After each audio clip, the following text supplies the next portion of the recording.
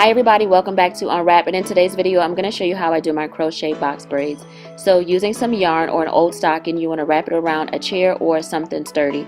The reason why you want to use either one of these two is because at the end you want to be able to slide your pre-looped braid off, or you want to be able to cut it off. So I use a brush to brush the ends so I don't have a blunt look, but it'll give me a softer end at the end of my braid. Split the hair into half and then intertwine each other so you have 3 pieces. Wrap the hair around the stocking or the yarn and begin to use the braiding method using the 3 strands.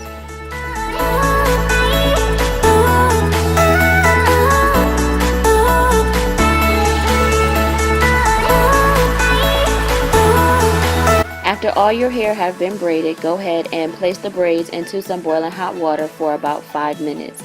This is going to lay the hair down, give you less frizz, and is actually going to make your ends a lot softer and a lot neater. Dry it as much as you can, and I like to use the 8-hold mousse. I like to apply the mousse on the hair for any flyaways. It's going to lay the flyaways down. It's going to make the braids look neater, and it's going to eliminate a lot of the frizz that you may be inquiring. So here's my braid pattern. 2 sections is going to be cornrow, crochet, and the rest of it is going to be individual. So I braided, the thickness of my cornrows is going to be the same thickness as the individual braids that's going to be placed in the front. So that's how I'm determining the thickness of it now.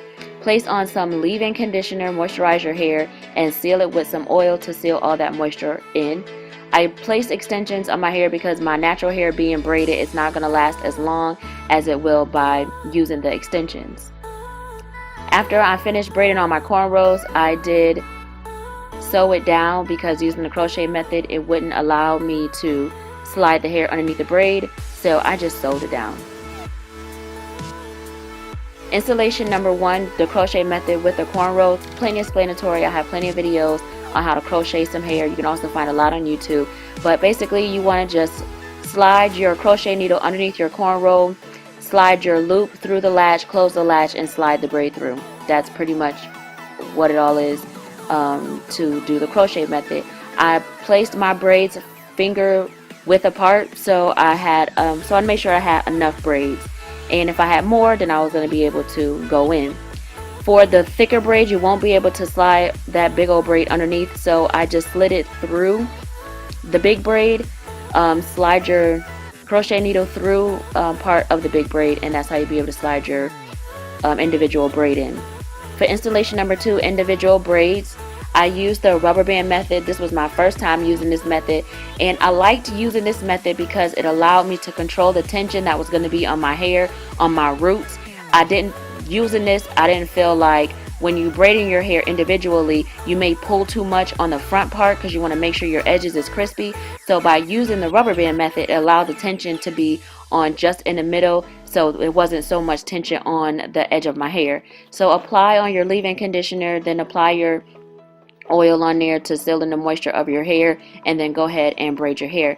Now this was a trial and error because, like I said, it's my first time doing this method, and as you can see by my hair being, having some oil on it, the braid was sliding down. So keep in mind this will happen if you decide to use this technique and you try to cover your rubber band as much as possible. When I'm braiding it this way, braiding it towards my face, this was allowing, sometimes it worked, as you can see here it worked, but sometimes it didn't. So I will recommend doing it as if you were braiding a cornrow.